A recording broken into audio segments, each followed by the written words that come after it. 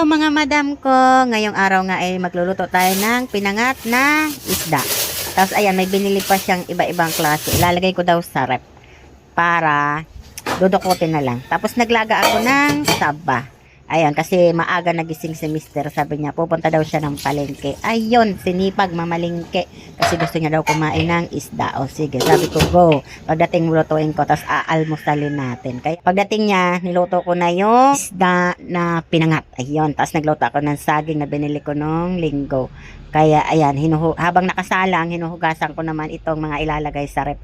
Kasi ganyan talaga kami. Pagka mamalingke, kailangan kasama yung i-stock. Malapit lang naman sa amin ang palengke. Kaya hindi naman mahirap mamalingke. Pero pag mamamalingke, talagang isinasabay na yung may ma-stock sa rep. Para in case na hindi makapunta ng palengke ay may madudukot. Kaya ayan, hinuhugasan ko habang nakasalang. Pagkatapos niya, siyempre, mag-aalmusal na tayo.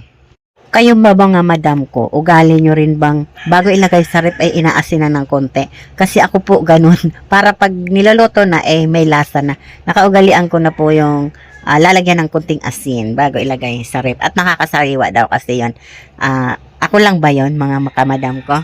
Dito nga habang hinuhugasan ko ay kinakaliskisan ko. Ay, naku talaga naman pag nagbo-voice over, nabubulol-bulol talaga ako. Nabubulol-bulol na nga. Dumating pa yung kumukuha ng pa-order. Ayun.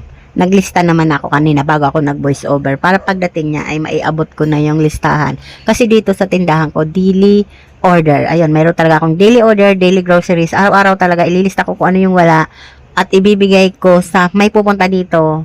Tapos, kukunin nila yung listahan, tapos i-deliver nila bago magtanghali. Yon, kaya minsan lang din ako magsa-Super 8, pero ang binibili ko talaga sa Super 8 ay kung yung anong wala sila. Kasi minsan wala sila, mayroong wala sila, na kailangan sa Super 8 lang talaga bilhin. Kaya napupunta ako ng Super 8. Ito na nga, masarap na ito, kumukulo-kulo na. Ayan. Ayan, oh, hinaano-ano ko na muna, tapos titimplahan natin kung okay na ba siya. Ayan, tinimplahan na ni madam. Okay na daw, masarap na. Kaya, maya-maya lang, kainan na. Luto na rin si Saba. Malapit na yan, konti na lang. Ayan na nga, nakapwesto na si mister. Kakain na tayo. Ayan, meron tayong Saba, tapos nagprito ako ng ilang itlog. Kasi si Mia, hindi na makakain ng pinangat. Ay nako. Kaya ayan, kailangan may pangatas, may ibang ulam si Mia. Pwede walang kape. May kape pa ako ditong kalahati.